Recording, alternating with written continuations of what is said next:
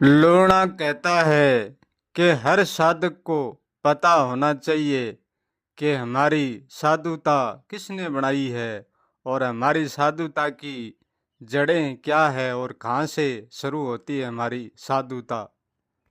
साधुता को साधुता नहीं बना सकती, ये संसार की असाध की साधुता बनाती है। साधुता स्वादुता पर टिकी हुई होती है।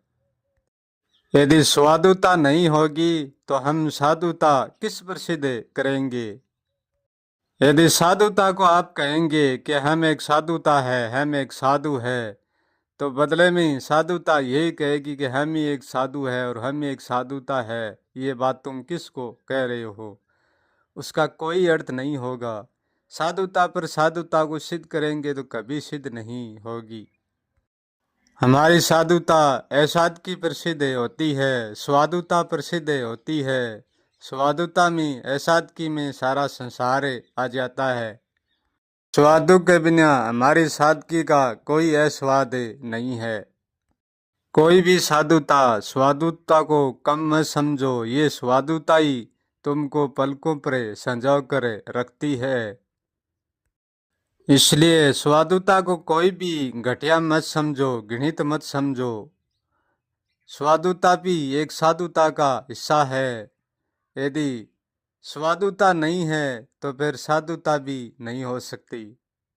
साधुता स्वादुता को कितना ताना देती है, कितना घृणित विचार से देखती है, फिर भी वह एक स्वादिता है, फिर भी वह साधुता को बनाए रखती है।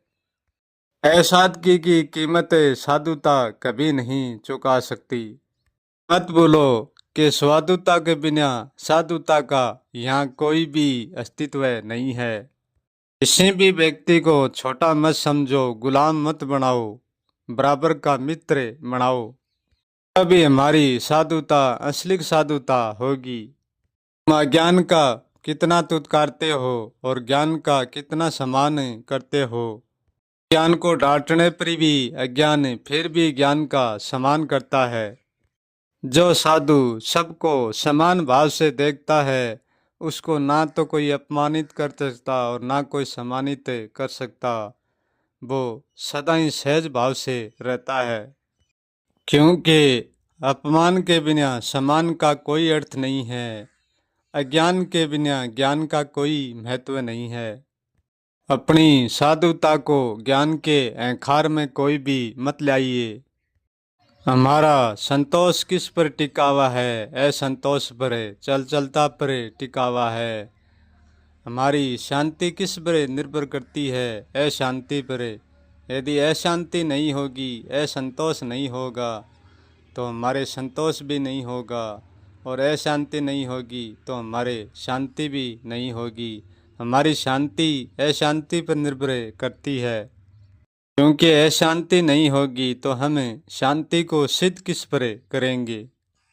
हम जिस चीज पर सिद्ध करते हैं, असल में वही उत्तम होता है। हम जो करते हैं वो उत्तम नहीं।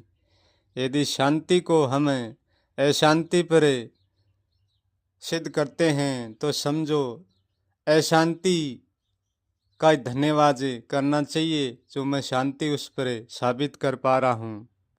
साधुता वासना को बहुत बुरी मानता है। यदि संसार में वासना नहीं होगी तो तुम्हारे ब्रह्मचार्य का क्या अर्थ होगा? ब्रह्मचार्य किस पे से साबित करोगे कि मैं ब्रह्मचारी हूँ?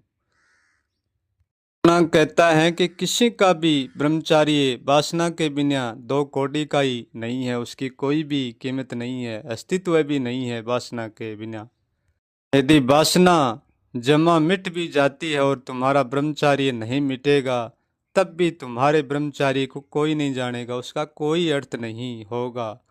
अर्थ है तो वासना शहीद ही उसका अर्थ है। क्योंकि तुम वासना को इसलिए गलत मानते हो क्योंकि तुम वासना को जानते नहीं हो।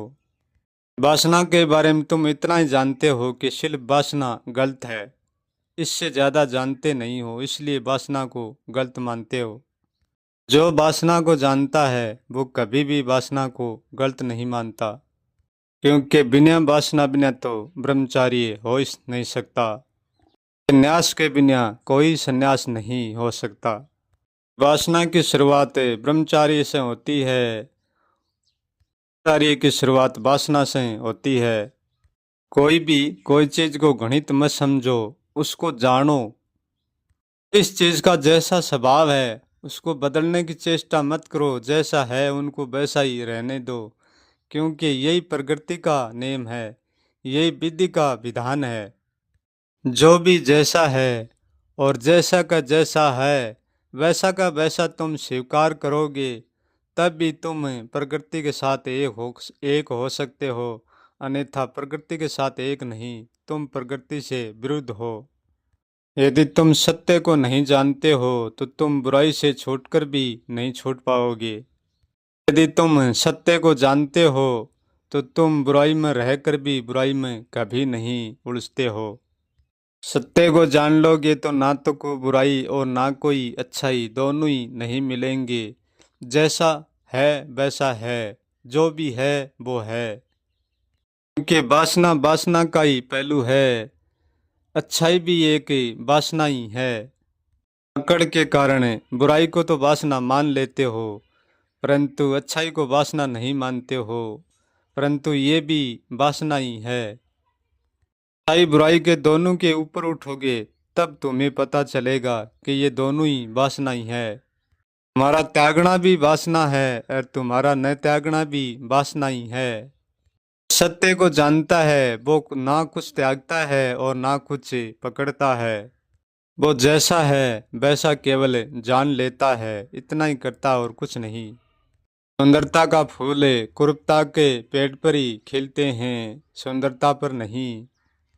फूल चाहे कितना ही सुंदर हो परंतु होते कांटों के बीच में ही है। आपको कुरूपता कड़वी लगती है और सुंदरता कोमल लगती है। कुरूपता निखरती है तो सुंदरता छिप जाती है। सुंदरता निखरने के बाद भी कुरूपता वैसी की वैसी बनी रहती है। सुंदरता का कोई सम्मान मत करो, कुरूपता का कोई अपमान मत करो। क्योंकि कुरूप नहीं होगा तो तुम्हें सुंदर कौन देखेगा। सुंदर को सुंदर कभी देख करे चर्चा नहीं करता कि ये सुंदर है। सुंदर की चर्चा कुरूपता ही करती है और कुरूपता की चर्चा सुंदर ही करता है। सुंदर कभी सुंदर की चर्चा नहीं करता। जिसकी सुंदरता की अकड़ टूट जाती है वो तुरंत ही सबके साथ समान भावे हो जाता है। तो सुंदरता का अहंकार, ज्ञान का अहंकार, ब्रह्मचार्य का अहंकार, नेम का अहंकार व्यक्ति को इतना अंधा बना देता है, सब कुछ देख कर भी अनदेखा कर देता है। ना कहता है कि चीजें वैसी की वैसी हो और सब चीजों से जिसका अहंकार मर गया है, समझो वही व्यक्ति इस दुनिया में जीवित मरा है। यदि लेस मात्र ही किसी का अहंकार रह गया है तो समझो वो व्यक्ति अभी भी जिंदा है, अभी भी जीवित नहीं मरा है, जीवन में जिंदा है। परंतु यहाँ की सादगी तो जात पात पंथा पंथी धर्म में उलझी पड़ी है। धर्म किसी के भेदभाव का रास्ता नहीं है, धर्म किसी के उलझन का रास्ता नहीं है। कि धर्म सब कुछ जोड़ता है, तोड़ता नहीं है। इसलिए साधुता धर्म को जोड़कर उत्तर देती है। जिसने बनाई हुई साधुता ओढ़ रखी है वो धर्म को तोड़कर उत्तर देता है।